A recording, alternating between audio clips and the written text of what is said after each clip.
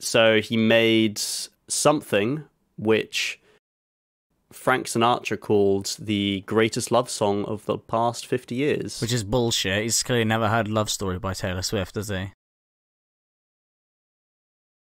mean, I think this was maybe in the 70s or 80s when he said this, not... What the fuck are you talking about? Love Story like Taylor Swift? I fucking hate Taylor Swift, man. How about new?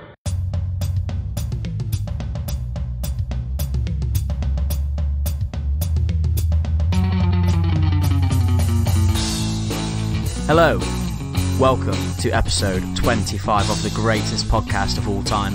We have an incredible treat for you tonight, today, tomorrow, whenever you're listening to this episode. It is Grab Bag number 3. It's the trilogy, it's the big one. We're back for the final part. Grab Bag 3, Return of the King. Let's have it. We've got some spicy, lovely, juicy, sweet and tasty topics in the Pick-A-Mix bag for you tonight. We have the goat beetle, the bug. I'm saying rhinoceros beetle. We've got goat pet peeve, things that annoy us the most in the world, the goats of them. I am so excited for that section, boys, just gonna say. And we also have the goat foreign film, which only makes sense if you live in England, in which case it might not be a foreign film for you in the country where it is from. But anyway, I digress. How are you two both? Based on what I can see on screen, it's a very interesting record tonight because Vinny's dead and Seb's in a car. That's us. Welcome to Goats, baby. Explain why you're in a car, Seb. What's happened with that? Well, I'm on holiday, aren't I? And if there's one thing people can never accuse us of, it's slacking. True. We had a record to do. There's no internet in the caravan that I'm staying in. And so I had to drive to a car park for a beach where I knew there was signal. So people probably think I'm like dogging or something, but I'm not. I'm recording a hit podcast. You're just trying to record your OnlyFans, aren't you? Your OnlyFans can't miss a day, so they've got to have a video of you wanking and exactly ASMRing. So you've got to do it in the car. And I thought, well, I may as well record the podcast while I'm out here as well. It's been a nice holiday, actually. I spent 7 hours fishing yesterday. Didn't get a nibble. Didn't get anything. I genuinely believe there's no fish. And what made me feel better was that I was talking to loads of people fishing the same spot. No one got anything. And everyone was saying, and this is probably just an excuse, but apparently there's a big trawler out on the coast of Cornwall right now, and that's taking all the fish. Now, I'm not going to lie, the fish I was fishing for mostly live around the rocks. So that's probably not really true. People don't really eat ballan but I'll take it. Other than that, it's been pretty decent, mate. What have you guys been up to? Nothing much. Life's good. Rings of Power is out. I'm thoroughly enjoying that. We're recording this on a Friday, and I'm actually missing episode 5 to do this with you boys, which proves my dedication to this podcast. Oh, mate, I've already watched the first half of it, and everyone dies. Spoiler alert. Oh no. And Gandalf shows up and he waves his cock around. And Gollum comes back. There's a fully nude scene with Gandalf and Gollum. And Frodo watches in the corner. Oh, do you know what we need to do? What? We got another patron. Do we? Wow. Yeah, I don't know. It's actually genuinely the first one of anyone that we don't know. But yeah, I it's a bloke. I mean, maybe it's not a bloke. It could be a woman. But it's a someone called Eid Morgan or Eid Morgan. Steed. No, Eid. Eid spelled E-D. Eid Morgan. Oh, it's Ed Morgan. I know that person. Oh, Ed Morgan. Yeah. Oh yeah. So I do know Ed. Oh yeah. Ah. That's a bit for everyone. That's a bit of the comedy genius everyone's paying into there.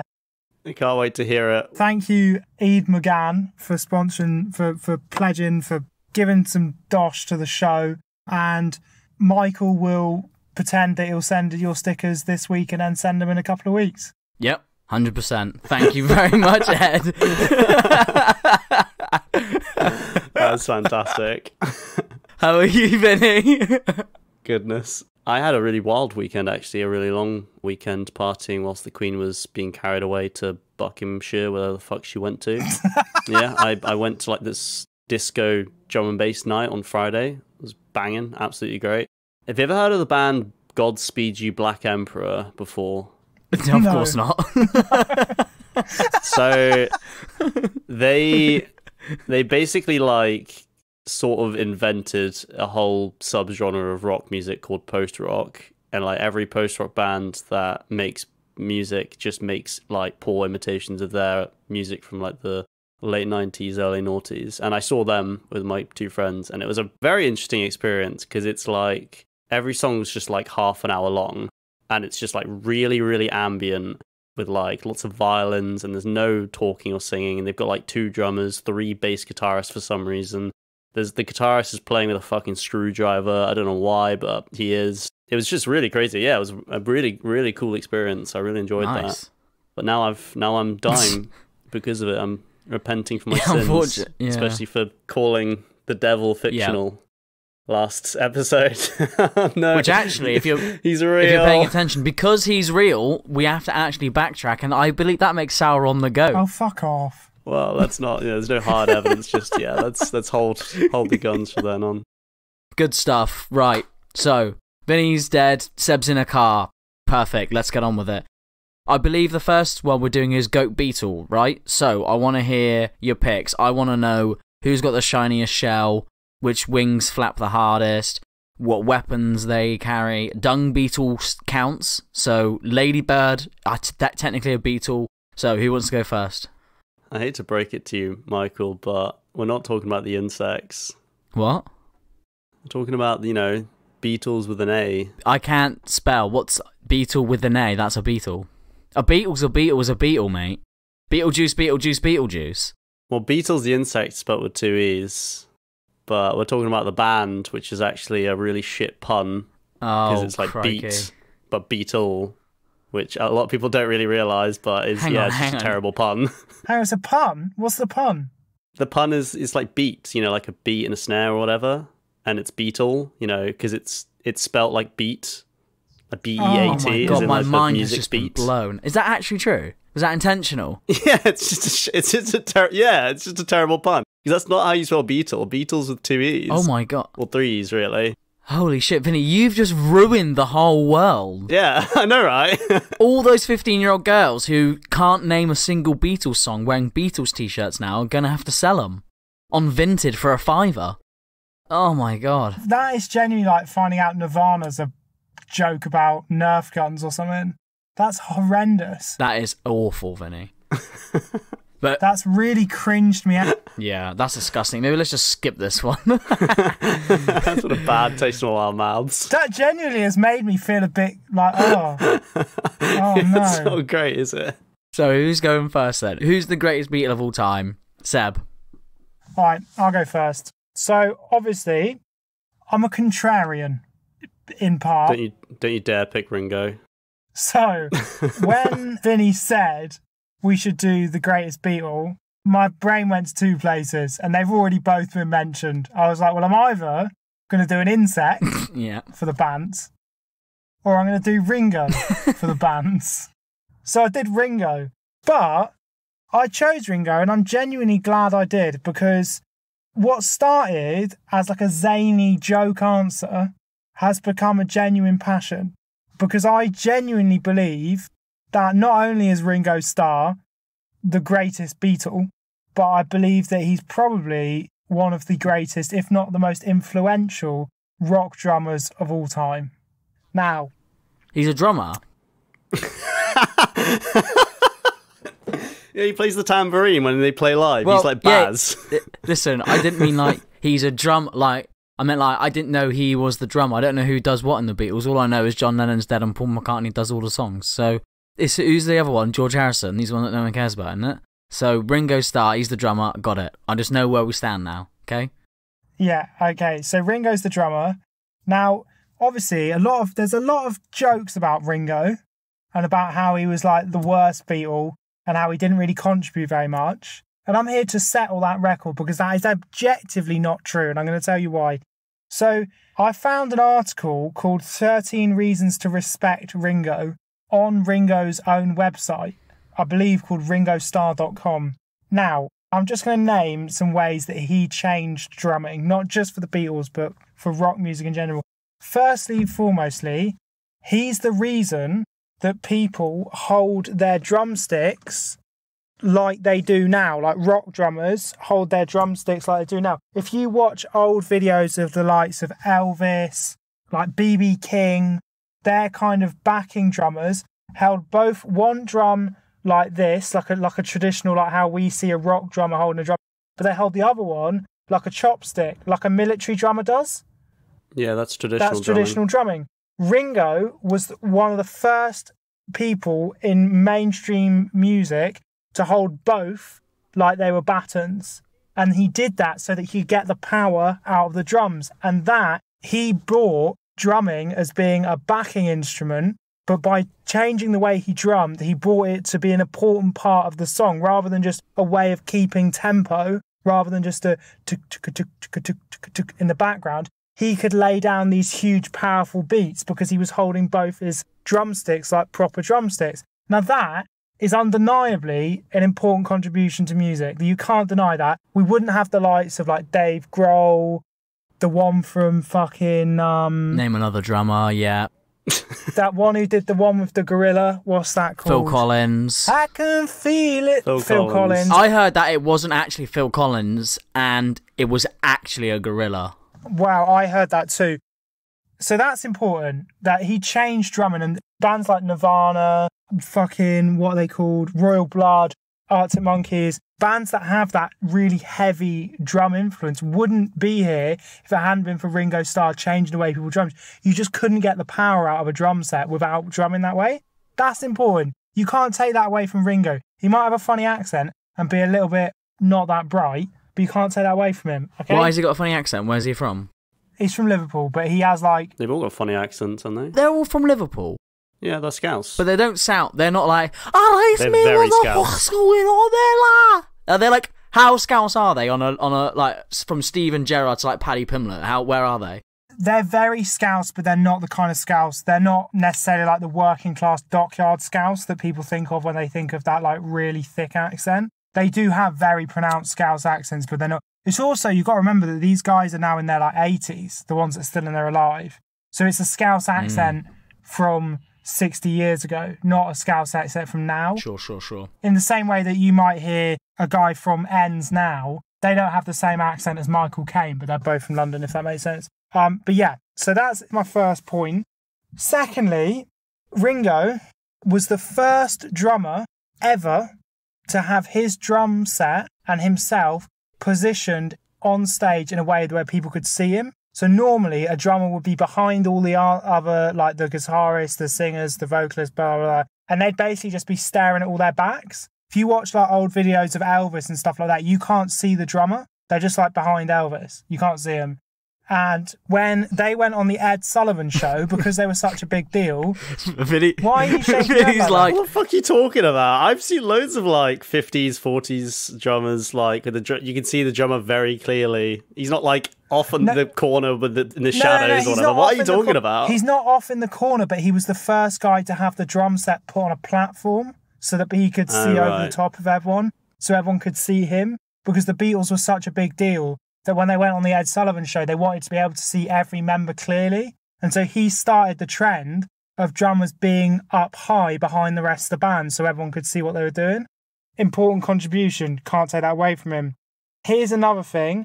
This is one of Ringo Starr's most key influences to the Beatles, and this is genuinely why he's really impressive as a drummer and as a Beatle. So he had something that's called perfect tempo.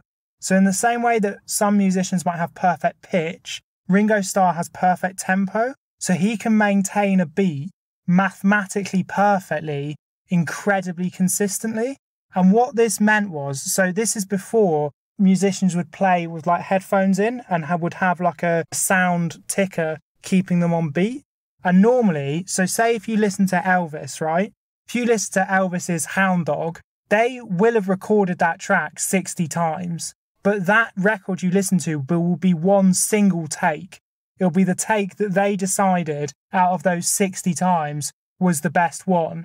However, because Ringo could keep such perfect time, it kept the rest of the band on perfect timing and allowed them to sample bits from different takes of the same track and cut them together, and therefore allowed for a much higher quality sound that people came to expect from the Beatles. So that's why even early Beatles recordings sound really clean, is because of his ability to keep them so perfectly on time, they could do all that. Also, the reason they were able to become so experimental is that he was able to maintain that perfect tempo off key. And like when George and I don't really know this, I'm at the limit of what I know about music right now.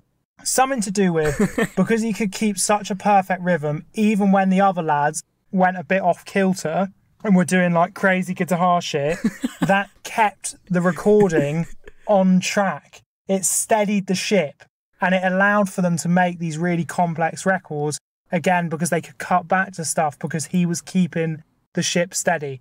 And that is genuinely really impressive. Now, if you thought that I'm just making this up, I'm not. Because the other Beatles knew how talented Ringo was, and I'll tell you why. Because they used to have another drummer called Peeve.And, and they sacked him off. Fucking, what's the other two called? Paul and John. They were like, this guy's not good enough. And they said to their agent, we want the best drummer in Liverpool. And they got Ringo Starr. So he was good. Like, they knew he was good. I heard a different story to that. Oh, fuck's sake. See? I heard that Best, because they would often play like in Germany or Hamburg or something, Best didn't like they would also often play like 9-hour sets in these like bars and pubs and stuff, and Best just wasn't keen for it, and he didn't like the whole wearing a suit and stuff to play, and he just didn't really like the whole image of the band. And then they were playing at the same time another band was playing, and they were like, well, you know, that drummer sounds awfully good, doesn't he? And it was Ringo. And then Ringo was like, they went up to Ringo, like, do you want to play with us, the Beatles? And Ringo was like, yeah, all right, I'll play with the Beatles.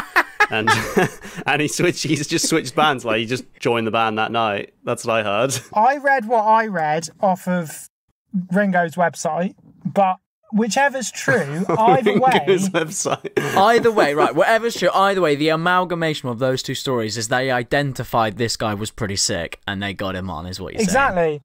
But most importantly, he was the glue that kept the Beatles together. This is what, historically, you can watch all those fucking, you know, they released on fucking Discovery Plus that like 18 hours of unseen footage of the Beatles recording Abbey Road, whatever it is. And it's all the bits where, like, Yoko isn't pissing on the floor or whatever. He was the glue that kept them together. Like, he was the chill one, he was the shoulder to cry on, and he was, like, the mediator. And towards the end, when things were getting really edgy and Yoko'd up, he kept the band together. And, like, you can see it in the recordings. Like, he comes in, he's like, hi, guys, I've come up with a really funny song about an octopus. And George is like, okay. And then they make the terrible song about the octopus. And it is really bad.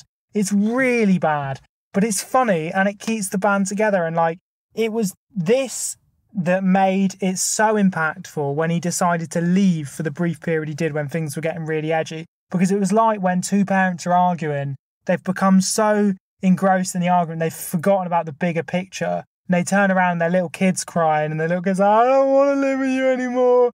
And they're like, oh my God, we've lost sense of it. We need to be strong for Ringo. And they were strong for Ringo, and because of that they made Abbey Road. And I honestly believe that without Ringo's calming, chill, stoner energy, the Beatles would have broken up way sooner and they would never have released Abbey Road.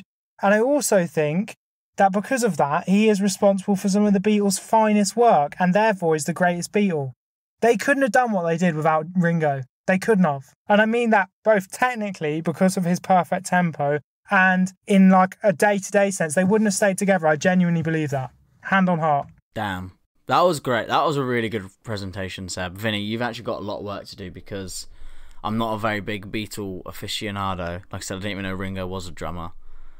So you're really selling it to a pleb here. And yeah, you got some work to do. So if you don't pick fucking whatever his name is, George Best or fucking Billy Shears, then was, you know, waning for you. So, Vinny, who's the greatest Beatle of all time then?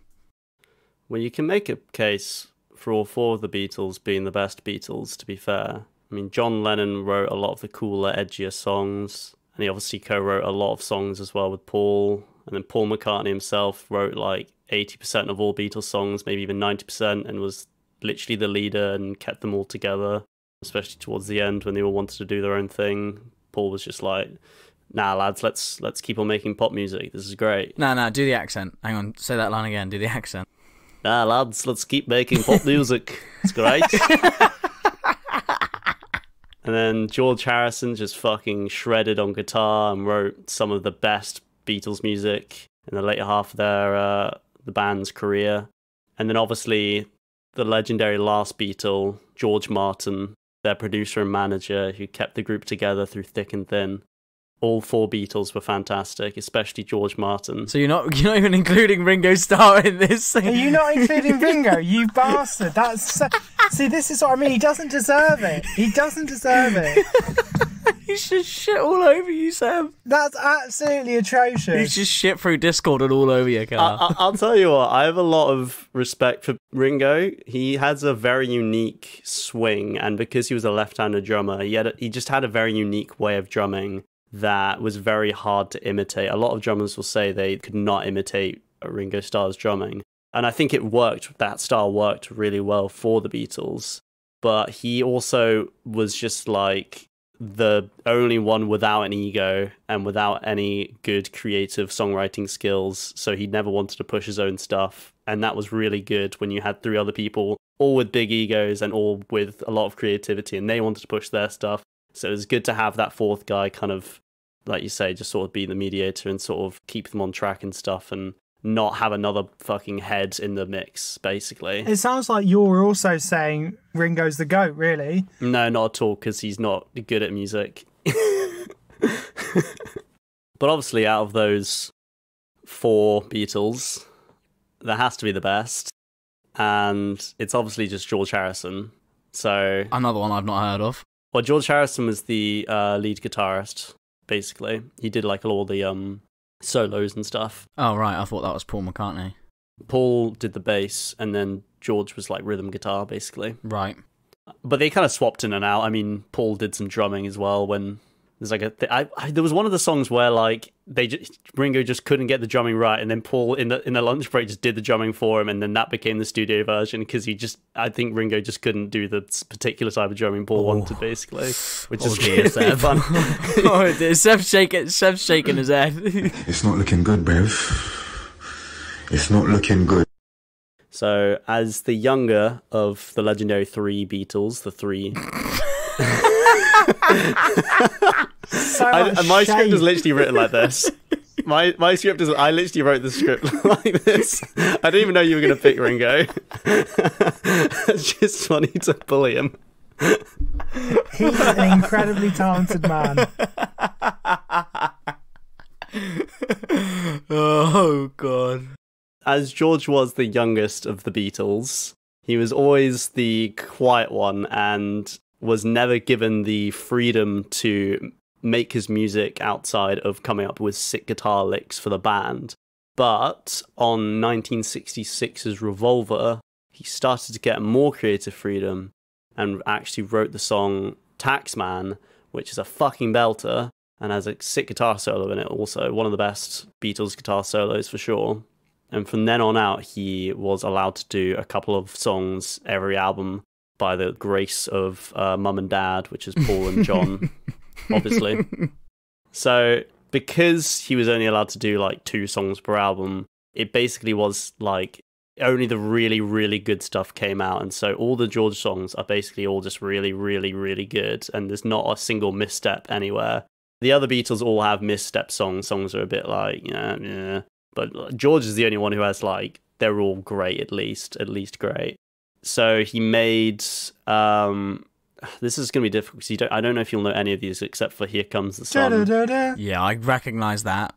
But I'll list them off anyway. So he made, some of the songs he made were Think for Yourself, While My Guitar Gently Weeps, Here Comes the Sun, I Me Mine, which I really like personally, and Something, which Frank Sinatra called the greatest love song of the past 50 years. Which is bullshit. He's clearly never heard Love Story by Taylor Swift, has he? I mean, I think this was maybe like in the 70s or 80s when he said this, not... What the fuck are you talking about? Love Story like Taylor Swift? I fucking hate Taylor Swift, man. Do you know what else is cool? Some of the songs George Harrison made. So, hey, that was great. Great segue. So yeah, he did a lot of other like more experimental songs like Blue Jay Away and like Within You Without You, It's All Too Much, Love You Too, which a lot of these songs he'd use like an Indian sitar, for example, and like they're very like vibrant sounding and very sort of not really like what you'd expect from the Beatles, but they still have a lot of that like Beatles poppy catchiness that like a lot of people came in to expect from the Beatles. So he did a lot of experimental music, but still with that like fun, you know, likable twist of pop music.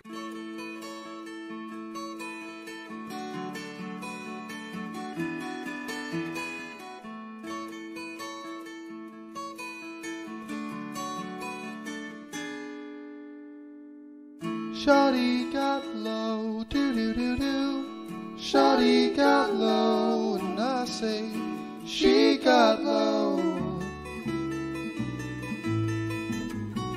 Shawty had them apple bottom jeans, boots with a fur. Shawty had the whole damn club looking at her. She hit the floor, she hit the floor. Next thing you know, she got low. So then after the Beatles split up in, I think, 1969, George decided to make an album full of all the songs he wasn't permitted to do under the name of the Beatles. And this album was called All Things Must Pass. And ask any Beatles fan, and there's a very good chance they'll tell you this is the best solo Beatles album by far. Alright, hang on, give me a sec.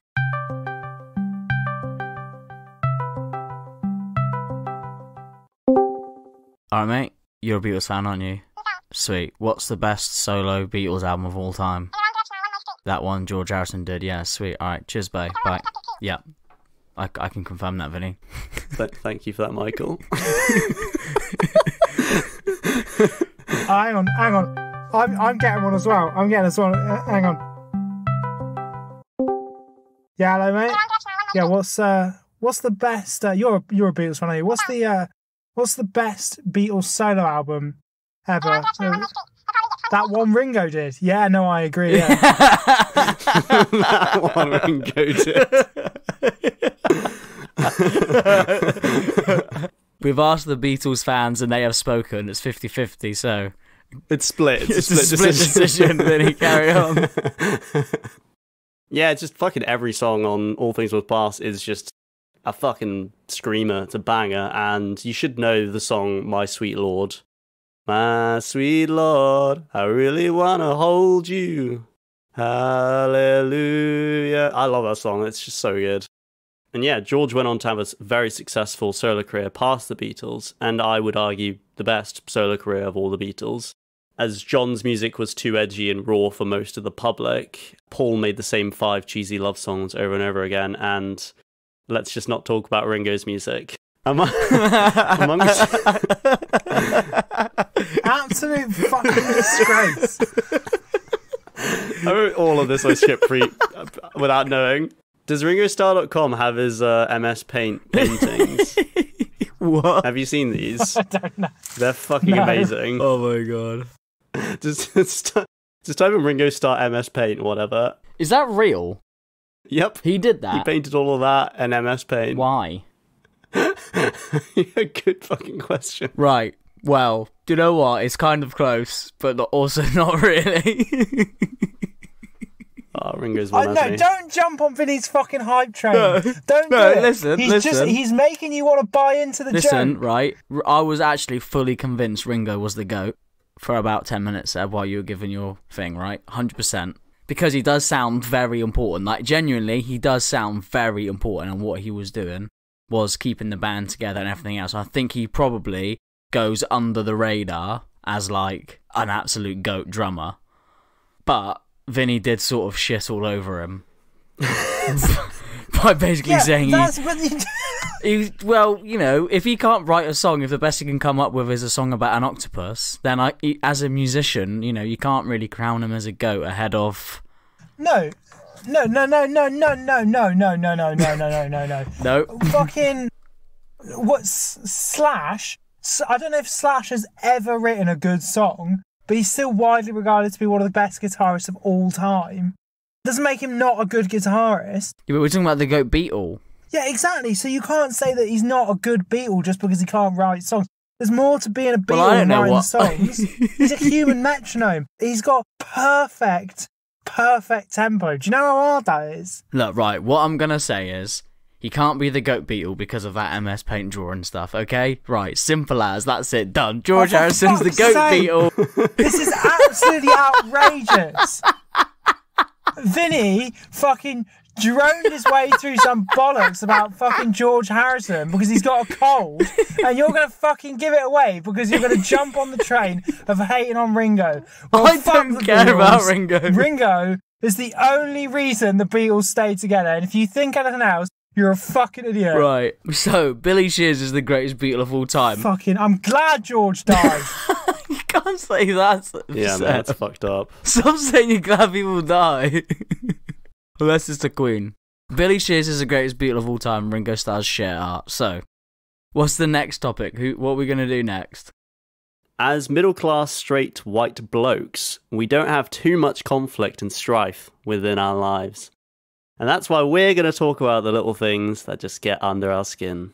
Like somebody chewing a bit too loudly around you, or someone not leaving the door open for you when you're trying to walk through. Whatever pet peeves we all have, there simply must be something that has to be crowned as the greatest pet peeve of all time. And that's why we're here. Michael. Yeah, as a non-middle class person, I wouldn't consider myself middle class. As someone who doesn't consider themselves middle class, I do have a lot of, like, whatever you just said in their life. What did you say? Strife? Conflict and strife. Yeah. This might not come across in the podcast because I feel like our podcast is quite positive all the time because we're talking about the best of the best. But I can be quite a negative person and quite moan and get angry about a lot of things most of the time completely irrationally. So this was a really good one for me. Most of the time it's just immigrants, isn't it? That's what really fucking winds you up. Immigrants and Jews and women. I like gays. all of those things. Do you know what? Michael just sits on the shore at Dover and he just throws darts at them and just lets them pop as they're coming in. Some fucking little Afghani kids paddled over on a lilo and Michael's just tossing nails at him. Fucking swim the last 100, Ahmed. You gotta really want it. Crikey. Right, so I started thinking about things that annoy me. Pet peeves. Pets. That was one of the first things that I thought of that annoys me. People and their pets. I really don't like when people refer to themselves from their pet's perspective as the parents of the pet. Oh yeah, I don't like that. Like as the pet's mummy and daddy. That's fucking cringe, right? Don't do that. That's horrible. I hate that. People not picking up their dog shit. Where I live, there's literally dog shit everywhere. And cat that shit. That really annoys me. And cat shit everywhere, yeah, as well. And that, again, that annoys me as well. Like, cats should just be completely illegal because you're just not responsible for them, are you? You're not responsible for them. If someone was walking their dog and it was just shitting all in my garden, I'll be like, mate, you can't do that. Inside cat's fine. But if you've got an outside cat that just wanders around shitting everywhere, you're not responsible for its shit. I've got to pick up its shit off my garden. That is not acceptable. Yeah, I think cats normally shit in like bushes in places where people aren't going to step in it, to be honest. But for some reason, they're just really attracted to your front garden, whatever. It's so annoying. That front little gravelly bit is so annoying. It's just a big litter box. That's the reason. That is what it is. It looks like a big litter tray. Yeah. Fucking does my nut in. So that all does my head in.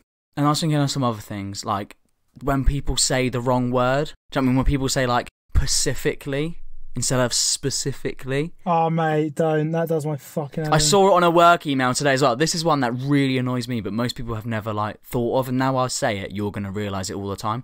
Like, the correct sentence is, I genuinely hate when cats shit in my garden, right?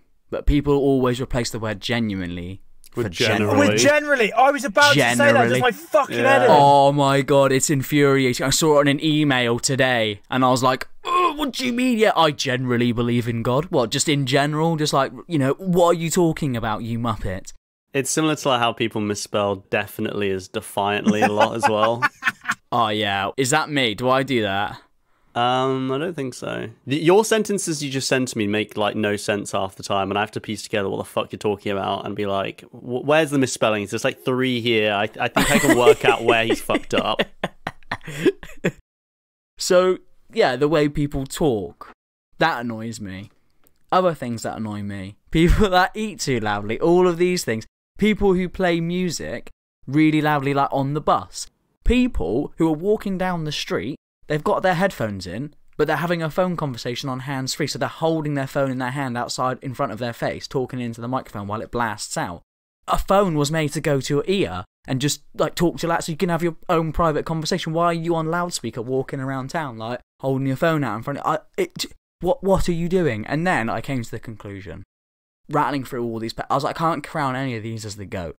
And I had to just join the dots and sum up really what is the biggest pet peeve in the whole entire world. The greatest pet peeve for everybody of all time. And that's just the existence of other human beings. It's very simple. The biggest annoyance for everybody on this planet is the existence and the things other people do. It's just other people. People are the biggest pet peeve of people. Simple as. If you were on the earth by yourself, able to get on with all what you wanted to do, happy days. And if you had this podcast to listen to, obviously that would be brilliant. But just the existence of other people, that is the greatest pet peeve of all time. And you cannot deny it. I'm sorry, you might, Vinny, Seb, don't even bother, like, just crown it now, because the existence of other people is the most annoying thing for other people, isn't it? Well, you'd say you're good friends, me and Sebek, are pet peeves. Well, like, if you were eating too loudly and stuff, and like pronouncing generally wrong, and if you're letting your dog shit in my garden... That generally hurts me. That would generally really hurt me. And specifically, if your cat shit in my garden, I would generally be raging. I'm defiantly going to shoot it. But people say it all the time, don't they? It's always like I call them like mum and dad memes. They like post on Facebook like, I hate people, I'm not a people person, all this. And it is what riles people up. Other people, simple as. So I'm just putting people as pet peeve. So is that the end of your argument? That's it, yep. Alright, wicked. I like it, short and snappy. I do agree that people are one of my biggest pet peeves. I have to say that people saying generally when they say genuinely really fucking gets to me. Going off what you said about being a cat parent, I've heard someone refer to my cat as my fur baby, and it made me want to be sick. Yeah, that's disgusting. Do you and Lucy say your cat's mummy and daddy? No. We're her owners. And do you know what annoys me as well? This is the other thing. This is another just going off. When people call cats or dogs like stupid, as though they're clever because they've outsmarted an animal. And it's like, yeah, it's stupid. It's a cat. The reason I like my cat is because she's simple. She enjoys being fed and she enjoys being stroked. That's it. She's not complex. If I wanted to have a complex relationship, I'd make a friend. But you don't like people enough to make a friend. You're not friends with your cat? Yeah, it's a catch-22, that. It's a cat-22, that. Oh my god, that was really fucking bad. That was really bad. I did not like that at all. That's not a swish, that's a fucking... You just hear nothing because it's like 3 feet in front of you. like it's 3 feet in front of the hoop. Cat 22. Biggest airball going. Goat joke, that was, right. That is the goat joke. Anyway, so here's the thing. I was going to do any of these things, but then I realised, what is this show? And I need to go back to my roots. Why did I think to myself, oh, do you know what? We should get together and make a podcast. And why did you guys agree that we should do that? Why did this whole thing come together? Thought it'd be fun. Yeah. Because we wanted a soapbox to push our ideas and our ideals on other people. Yep, that's you stole the words right out of my mouth. That's what I was going to say. That's not true, is it? I want to make people think the right way. I'm joking. But no, I'm not. So, look, this is genuinely something that really fucking annoys me. I don't even know if it's a pet peeve or if it's more of like a religious mission. Like, it fucking really aggravates me. Two things, and you both are going to look at me like I've maybe taken this a bit seriously. I'm kind of nervous to utter these words because I think maybe I got too annoyed. But it's online gambling and online gambling adverts do my fucking head in, right? And I'm not a gambler, but I really don't begrudge anyone who wants to gamble. It's your money, you do what you want with it. But online gambling is predatory and it's fucking grim. It is not... I understand going to a casino. I see the appeal. You get to get dressed up. It's a whole experience. They provide a service. And on top of that, you have the opportunity to either lose your money or gain more money. But you're getting more than just losing your money. Yeah. Do you know what I mean? Like, by losing your money, you're paying for the experience of free drinks and the staff being really nice to you, and maybe some sexy younger girl coming up and being flirty with you from the bar staff. Like, I know that's a bit grim, but that's what you're paying into. Being out with the boys or whatever, that's what they pay for. Yeah. That's what you're paying into. What I can't stand is this idea that you're not really enjoying the footy if you haven't put a tenner on the match. Yes, you are. It's just fun. You can just enjoy it.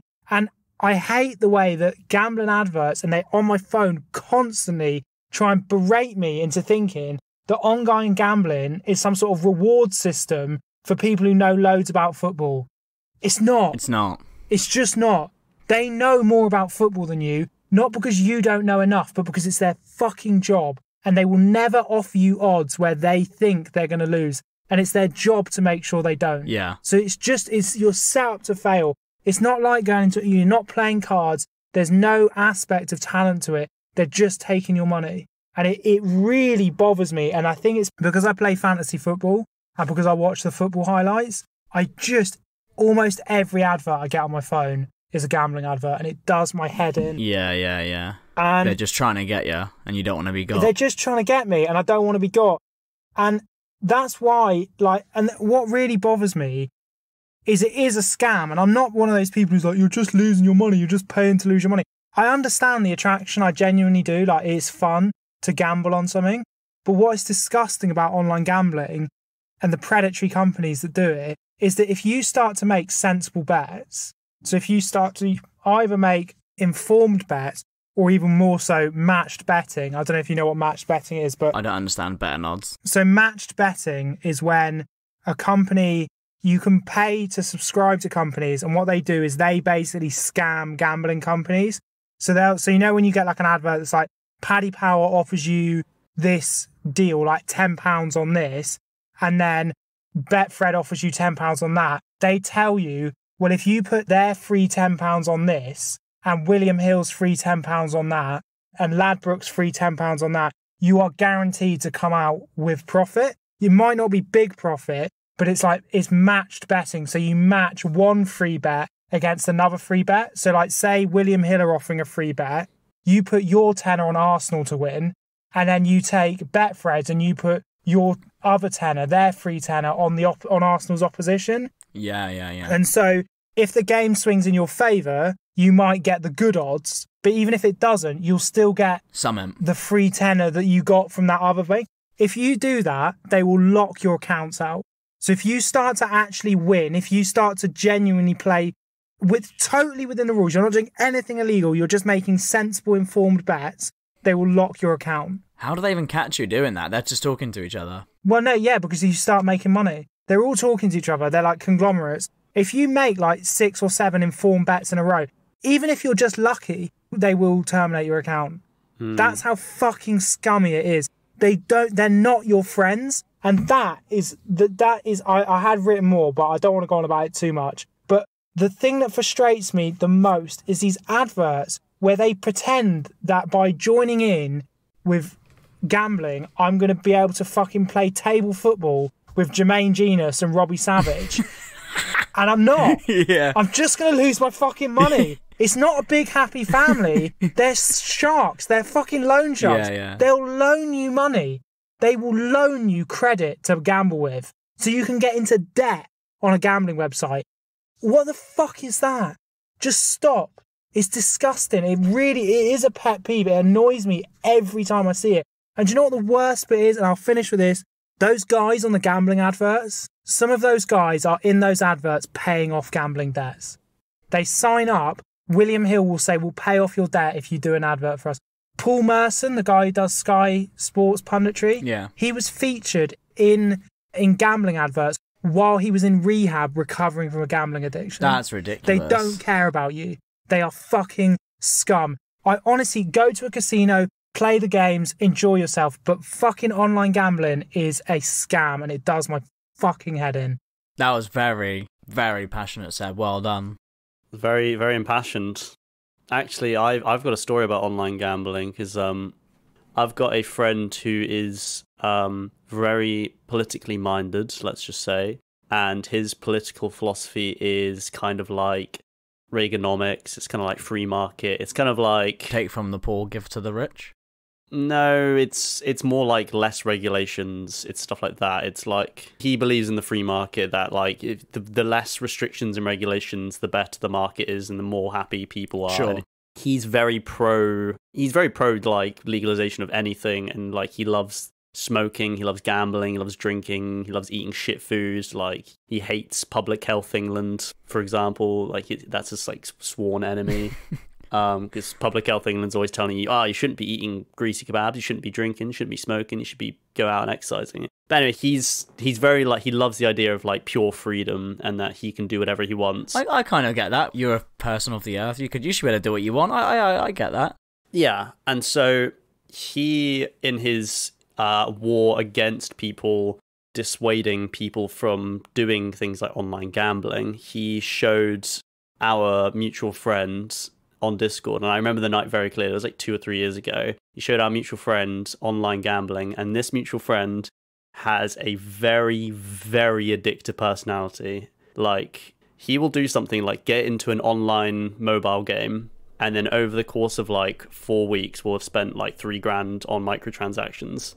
Like he's very, very, very addicted by things, and so he showed him, you know, the slot machines and whatnot, and he started playing the slot machines. I remember we were all just like, this isn't good, like stop this. This is a bad idea. Because you don't have the personality to handle this type of thing. And my politically minded friend was, you know, be like, no, don't listen to those fucking commies, those communists or whatever, this thought police.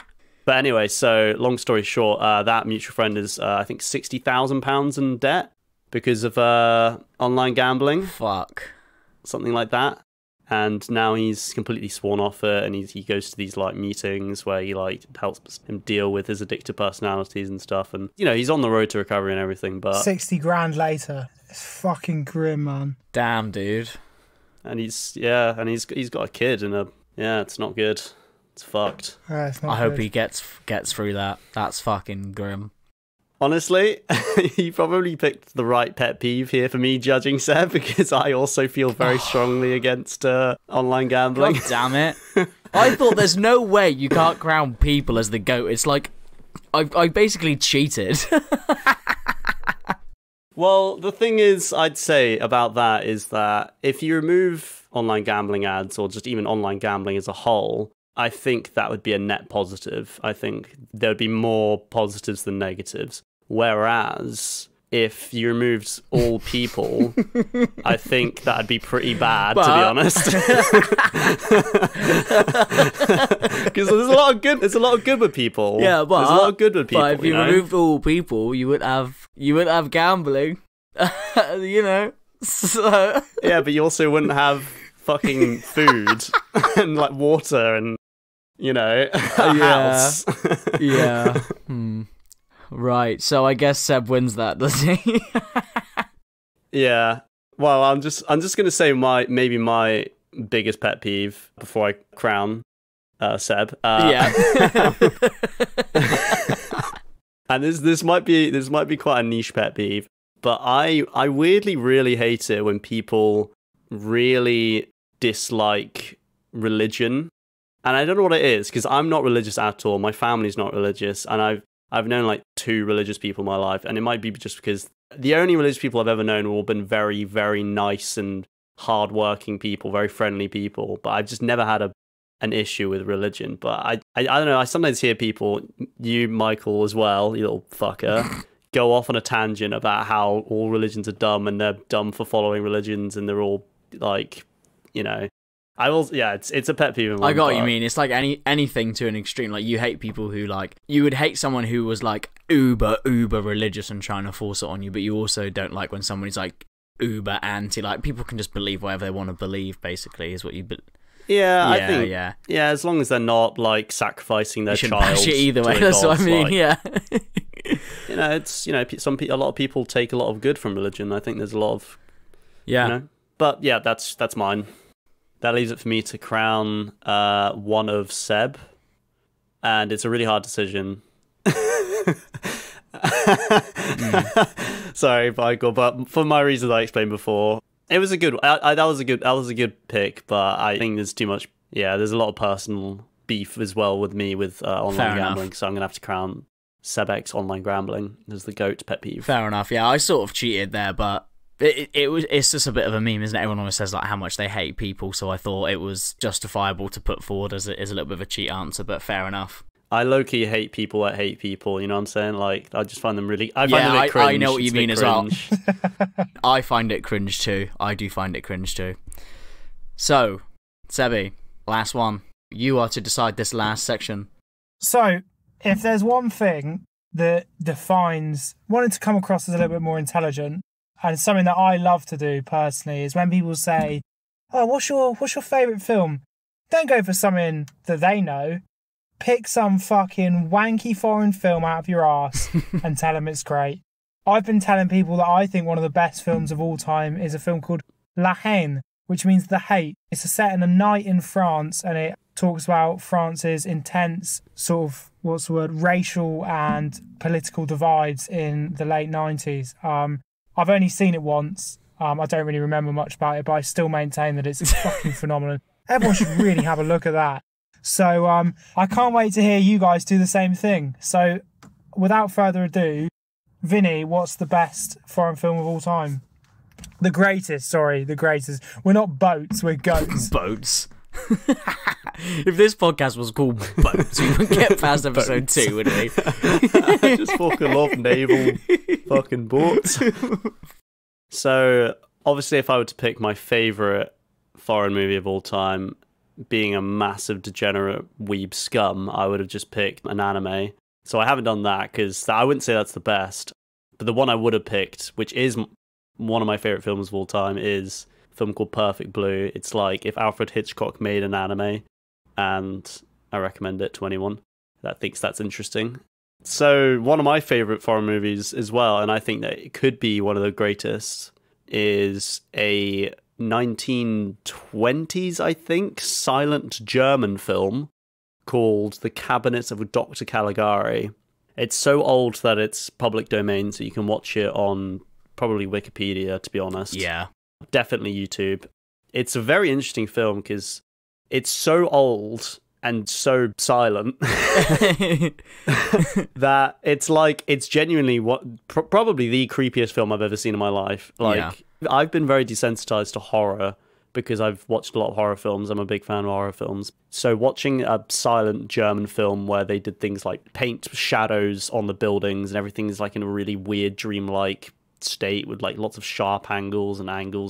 Fucking, it just looks very weird, and obviously no one actually talks, and it's just music. It's very entrancing and very, very creepy film. But there was another film that was also part of the German Expressionist movement within the 1920s that, admittedly, I haven't seen, but I've heard a hell of a lot about, and that is what I've picked. You picked a film you haven't even seen. You're picking a film you've never seen. Yeah. Oh my god. Are you taking the piss? No, because I don't have to have seen it to know its impact. To be fair, he's never seen The Devil. Also, I never saw Godzilla. What? I'm pretty sure I said so in the podcast. I've never seen a single Godzilla film, Haven't you? Not a single one? and I just thought he was cool. Right, we have to cut all this, or the magic of the show will be lost forever. Hang on, genuinely, Michael, have you been wanking off to Godzilla and Vinny's never even watched one? I didn't know you had never actually watch any of them. I think I watched the 1998 one in America. Oh, yeah, obviously you've seen that, but like, what? When you were watching the reviews, you didn't just go, and just like stream fucking Destroy All Monsters or whatever, see the fights and stuff? No. Oh, for fuck's sake, Vinny. Right, what's this film you've never ever seen then? That's the best film of all time.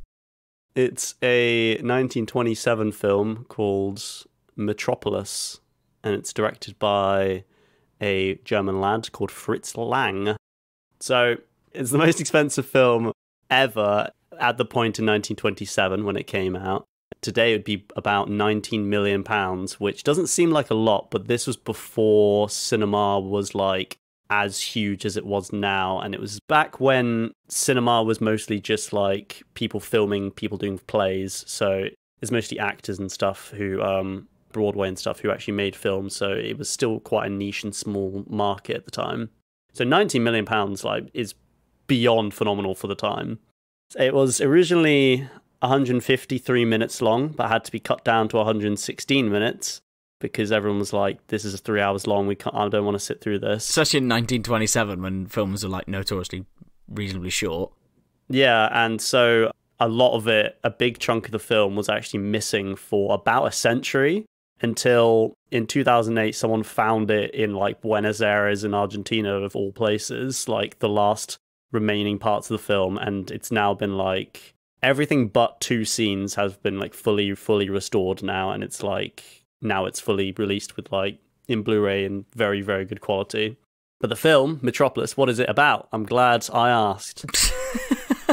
The film is about a futuristic megacity in which the top 1% live in vast luxury, while the rest of the population, who keep the city running, live in abject poverty and are all a bit depressed about their lives. Well, that's a bit close to the mark, innit, boys? That's a bit fucking... We've never seen that before. This is the thing. It was made in the 1920s in Europe, in a time where communism was 1000% on the rise. So you could see why it's like it has a lot of like Marxist sort of ideas. It's the whole message of the film is that the mind of the city, which is the 1%, and the hands of the city, which is like the rest, the working class, need to communicate better and have the heart to bridge that connection so that they can both live better, Strive, basically, and yeah. have like strive, exactly. And while all that's happening, there's a mad scientist who creates the world's very first fully functioning robot. And in fact, this was the first ever robot depicted in a feature-length film. Now, technically not the first ever robot on the big screen, because there existed a serial called The Master Mystery that was made in 1919, which starred Harry Houdini, of all people. Friend of the show. Friend of the show, Harry Houdini, which had a robot in it, and that was technically the first ever robot. But this is the first ever feature-length film to have a robot in it. It's basically just the first ever fuck-off big-budget film with, like, giant miniature sets and all this, and, like, a ridiculous amount of actors. Supposedly, up to 25,000 extras were used. No, that's ridiculous. Yeah, I know, right? That's like half the amount of people that built the pyramid. It was the aliens who built the pyramids. I thought we agreed on that. Oh, shit, yeah, we've established that. Yeah, sorry, yeah, go on. Bastards. Absolute bastards. It was Ringo Starr who built the pyramids, yeah, go on. Guys, I've had a great idea. What a great idea. I'm going to build a really big thing made of rocks. Would you probe me again, Mr. Alien? So yeah, this was just a huge film back when films weren't huge films, basically. It was the first ever fuck-off huge film. And it was even ahead of its time in a lot of things like special effects, and it made use of large-scale miniatures, and was arguably the first ever use of the Schuften process, which involved using mirrors to make it look like the actors were inside of the miniature sets, which is pretty cool, actually. I've seen the effect in teasers and trailers of the film. Pretty cool. That is clever. And it looks great. Mate, I was really getting on board with it until I remembered that you'd never fucking seen it. The reason why I'm saying it's the best foreign film of all time is because there isn't a sci-fi or horror or fantasy film which hasn't in some way been inspired or even borrowed from this film. It was so ridiculously innovative for the time.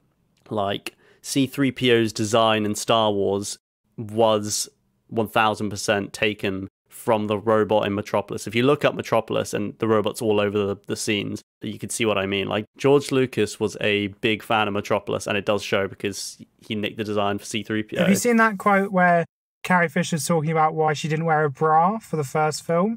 She was like, "Oh, do you not think I should be wearing a bra under my my dress?" And he's like, "Nah, they don't wear bras in space." Yeah, I have heard that. Oh god, that's disgusting. I have heard that. It's so funny.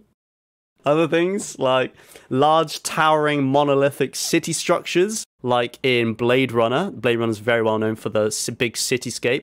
That was first done in Metropolis. A mad scientist in a crazy lab zapping life into his own made creation, like Frankenstein. That was Metropolis first. A hero trying to rescue the girl on top of a big building, like, for example, King Kong, and a shit ton of other films. Metropolis had that first. Hell, even the name of the city, Metropolis, was even named as the city of residence for Clark Kent in the Superman comics. So this film literally just inspired the vast majority of sci-fi and fantasy films from the 20th and even the 21st century. And so it's the best film ever, I actually wrote that down. Nice. The best film ever that you've never seen before. I was really tempted to, but I was like, I have to rent it for like £2. Nah. Oh, for God's sake.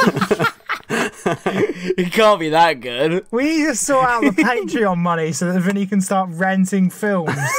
These films are actually talking about being the best. Also, why don't you just fucking stream it like everyone else? Yeah, Vinny, get a VPN. Come on, bro. You don't need a VPN. I don't know, man. I was just sick and tired.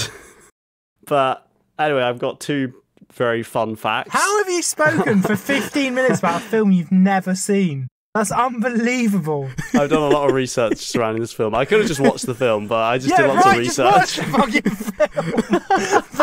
That is autistic highlight of the week. Autistic highlight of the week. Is spending the amount of time it would take to watch the film. Researching the film. Rather than just watch the film. That's ridiculous. I love it. We should do a jingle. 1, 2, 3, 4, 5, 6, 7, 8, 9, 10, 11, 12. Autistic moment of the week. Burp.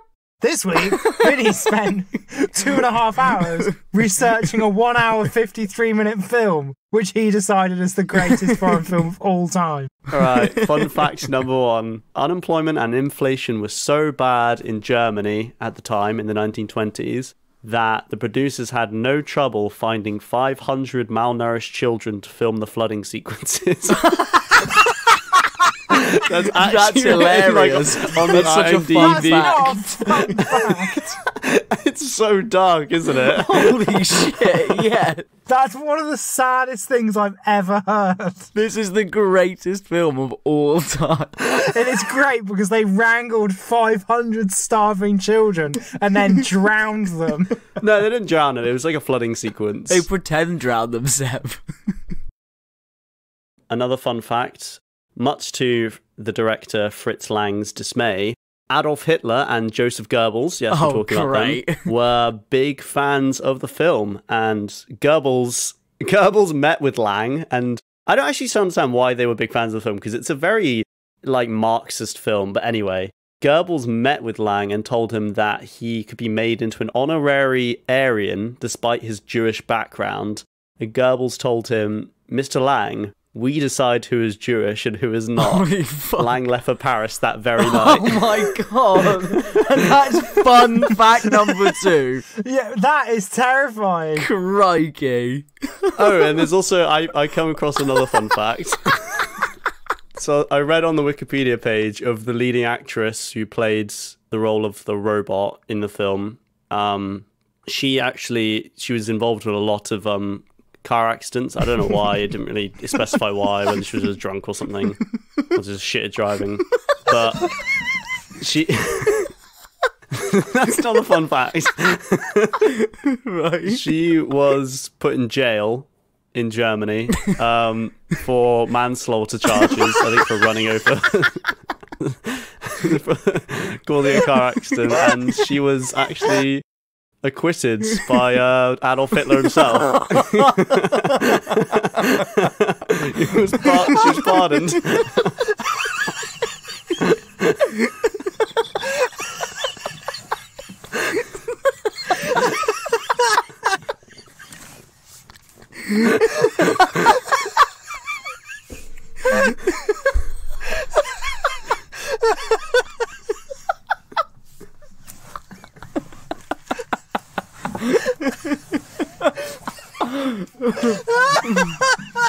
Right.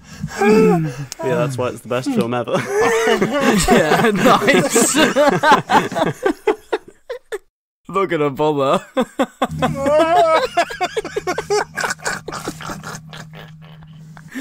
Oh, goodness. Oh, Seb's dead. Seb's crying. I thought you were going to say fucking Hitler and Goebbels cameoed. No. Fucking hell. Are we all ready again? Are we all composed? How the fuck do I go from there? I mean, at least we know who's won this.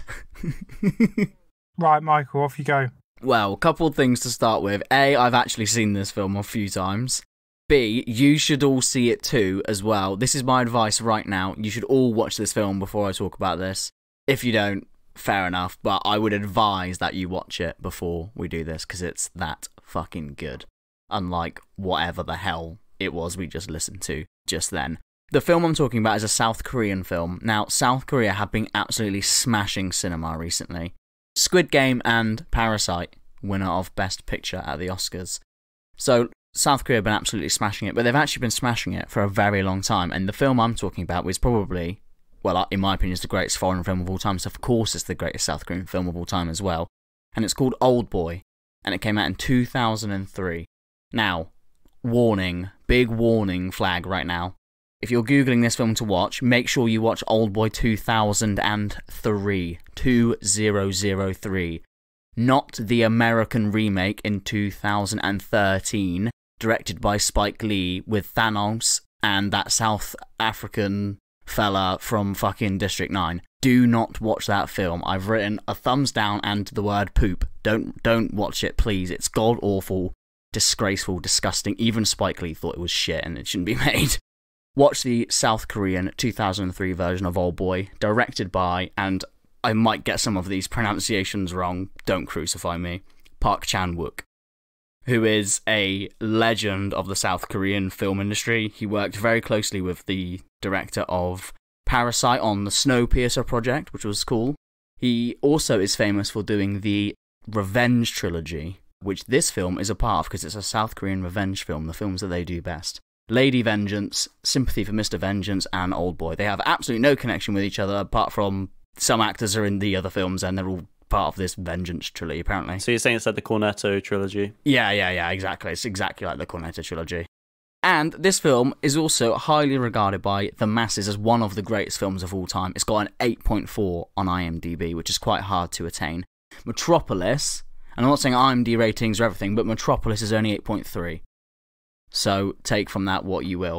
But anyway, Old Boy, right, why is it the greatest film of all time, the greatest foreign film of all time? Well, what I'm going to do is just going to explain the whole film, the whole plot, and embellish the bits that I think are great, because that is the reason why it's the greatest film of all time, just the story and the direction and everything else. So, I'm going to do this as quickly as possible.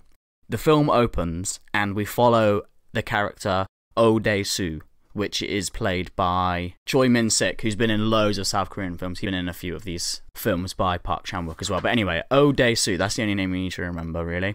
He's the main character, and we first see him drunk in a police station on his 3-year-old daughter's birthday, and he's going to be arrested and booked in, etc. But his friend comes in and convinces the cops to let him go. He's being a bit of an asshole. Anyway, he goes onto the phone in a telephone booth and calls his daughter and stuff and says, oh yeah, I'll be there at like 5, yeah, I've got a present, whatever. He then leaves the telephone booth and his friend goes in and starts talking on the phone, and then his friend turns around and Oh Dae-soo is completely gone. He's been kidnapped. Not in broad daylight because it's the night, but in the middle of the street. He just disappears. He wakes up in a mysterious prison, which is akin to like a hotel block or a block of apartments, and he has absolutely no idea why he's been put into this prison. He has nothing in there. He only has a television. He is put out with sleeping gas every single night in this prison. He's got a pen and paper, and he can write a little diary. And he has to eat the same food delivered from the exact same restaurant every single day. He ends up staying in this prison for 15 years and having absolutely no idea while he's in there. Also, while he's in there, he learns how to fight because he decides, whoever's put me in here must really hate me. I'm gonna fucking have them when I get out. So he learns to like shadow box, he starts punching the wall, and he gets fucking good at fighting. He also repeatedly tries to kill himself, and the people, when they put him out with the gas, they come in and like medically intervene with him and deliberately keep him alive. So whoever wants him in there wants to keep him alive, and they want him to suffer. After 15 years, he's also trying to dig his way out of the wall, and on the night he finally manages to break through one brick of the wall to the outside world, he thinks, yes, I'm fucking done it, I've got out. So that night he goes to sleep, the sleeping gas puts him to sleep, but he doesn't wake up in the hotel in the morning. A mysterious woman goes in while he's asleep and hypnotizes him. When he wakes up in a suitcase on a rooftop in broad daylight, in a suit with a watch on, and a guy trying to kill himself. And he's like, what the fuck, where am I? Now, this is the first, like, super impactful scene, and why it's, like, such a good film, as opposed to just the run-of-the-mill American Hollywood, whatever. They just have the guy wake up and stand up and go, oh, where am I? Oh my god, I must have woken up in the fucking sunlight. Oh, this is crazy. I've been in prison for so long. But in Old Boy, he doesn't say anything. He runs up to the man and he's like sniffing him and licking him and tasting him, and it's like he's like frantic, and you can tell that being inside for such a long time has just driven him insane, and he's been longing for the touch of another person. He doesn't give a shit this guy's about to kill himself. He just cares that he's actually out in the world, and that's a real person that he's touching for the first time in 15 years. And he tells the guy who's going to kill himself his story of being imprisoned, and then he just walks off. He doesn't want to hear the other guy's story, he doesn't give a shit. He just had to get his own stuff off his chest, and the guy jumps off the building. Whatever. Isn't there that really really funny scene where he's like walking in, and the guy, the jumper, just fucking slams into like a car behind him, and he's just like carry on walking like with like some sunglasses on or something. Yeah, as he's walking off, the guy just slams into a car behind him, and Urdesu just doesn't give a shit. He's on his own vengeance, fury plan. Yeah, fast forward that night, he's caught up in the middle of the street, and some guys are trying to like fuck with him and stuff and bust him. And this is where we get a demonstration of his kung fu skills that he's been learning in the prison for 15 years, and he absolutely hands these guys' asses to them. He batters the shit out of these like 5 dudes all at one time, and it's a really great choreographed fight scene. He's got like a cigarette in his mouth the whole time, and it's really cool. He then meets a mysterious guy who gives him a wallet and a telephone, and he goes into a restaurant, and he's transfixed by this famous chef who works in the restaurant. He starts to eat a raw octopus, which is a bit weird, and then the phone rings. He answers the phone, and the guy on the phone tells him that he is an expert in Odesu's life, and tells him these really weird, mysterious messages. Upon hearing these messages, Odesu just collapses into his plate. When he wakes up, he's in the girl who was in the restaurant's apartment. Her name is Mido, so she obviously took him back to the restaurant, and is rifling through his, like, diary that he wrote in the prison. So she now all of a sudden has been snooping and knows what his story is, and he is fuming.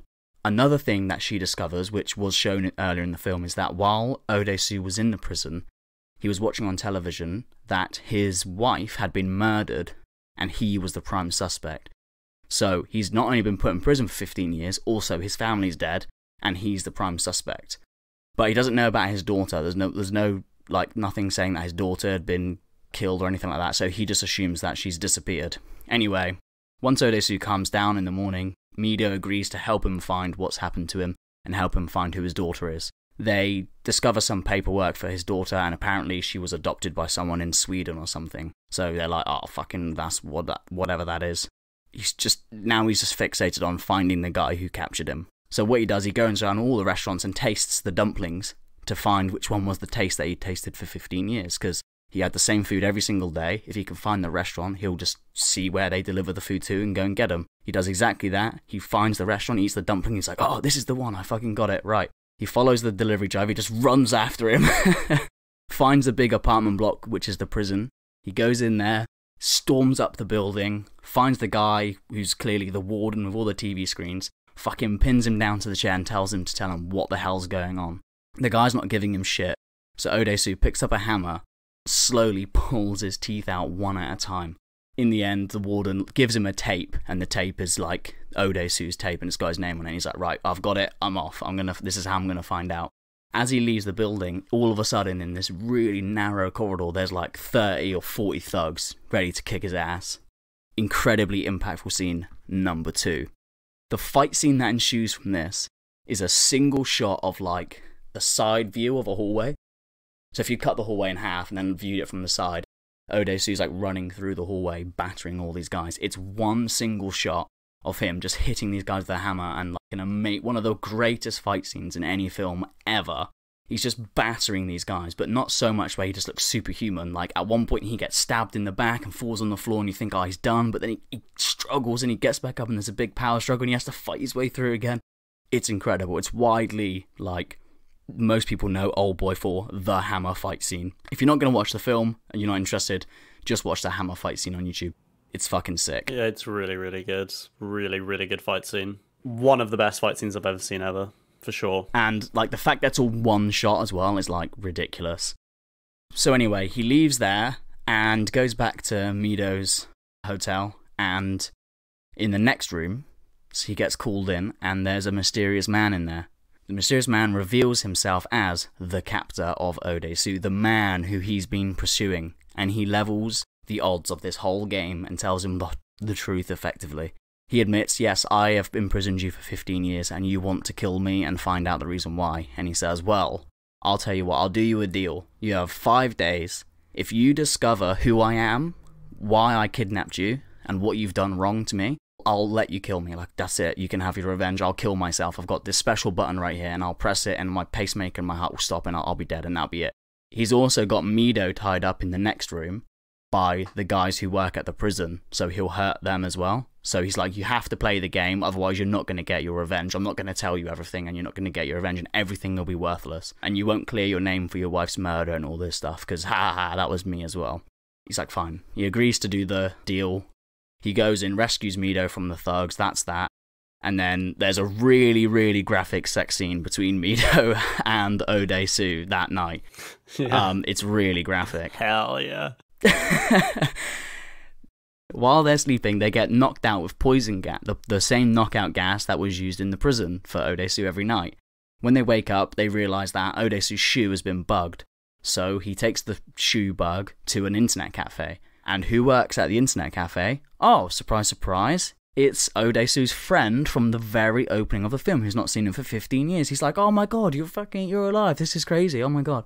And he says to this guy, he's like, look, you have to help me. Look, this is the wage of my game. This person knows me personally and has known me for 15 years. He's got to be someone that we might know. Maybe he went to our school.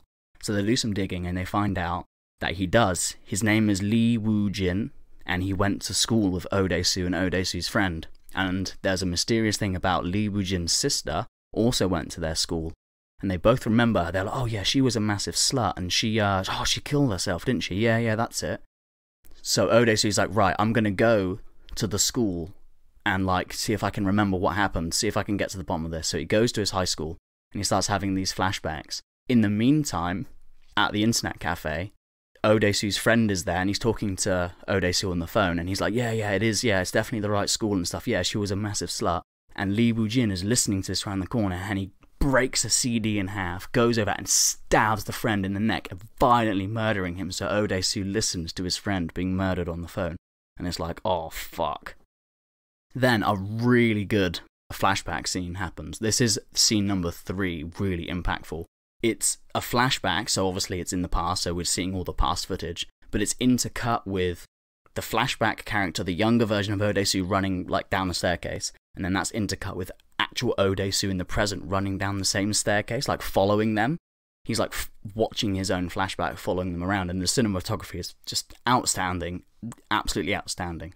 Anyway, in the flashback, he follows Lee Woo-jin and his sister to like an art class, and what he sees is things a brother and sister shouldn't be doing. Nothing explicit, but it's very implied that there's like a bit of sexual stuff going on there between the two.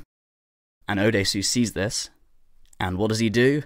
He does what every 15-year-old guy does, and he tells all his mates. That's what he does. He tells everyone. And he remembers while he's telling everyone, while he's having this flashback, that Lee Woo-jin, when he was telling him about the game, said he imprisoned Oh Dae-soo because Oh Dae-soo talked too much. So he thinks, oh, fuck, this is it, right. I've figured it out. He and his sister, like, they might have been sexual together. I told everyone. Lee Woo-jin hated me, so he imprisoned me for 15 years. That must be it. Now we hit the crescendo of the film, the grand finale. Oh Dae-soo tells Mido, right, you hide in this hotel room, and I will go to Lee Woo-jin's penthouse and confront him and tell him that I know what's happened. I know everything that's going on. So he does. He goes up to the top floor of the penthouse and he confronts Lee Woo-jin. He says, this is the reason why. And Lee Woo-jin says, no, this is not the reason why. Now, editor, cut here. Because I'm about to spoil the film completely by giving away the ending. And I only want to give it away to Seb, so that he understands why this is the greatest film of all time, and here's the twist. But I don't want the audience to hear it, so editor, you can now cut here, and enter some sick special effects.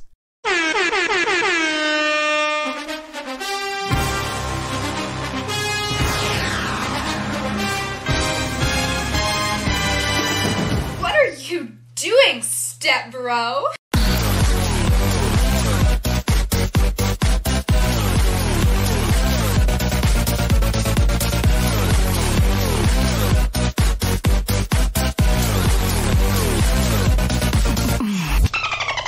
Kaboom. Editor, you could start the edit bank right now. I mean, it's intense, isn't it? That's what it is. It's intense. It's very intense. The first time I saw it, I couldn't stop thinking about it for about 2 weeks. I was like, oh, I can't. Wow, I'm in shock. I'm fully in shock, and that's why it's just the greatest film of all time. It's so impactful. It has a lot of shock factor. It has a lot of like, whoa. It reminds me a lot of, not a foreign film, but have you ever watched the film Seven with Brad Pitt and Morgan Freeman? Yeah. That has a great ending.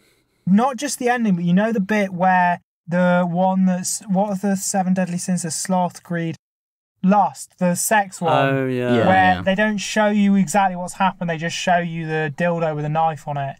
And you're like, whoa, like, I can't believe I just thought that. Like, I can't believe that just was in my brain.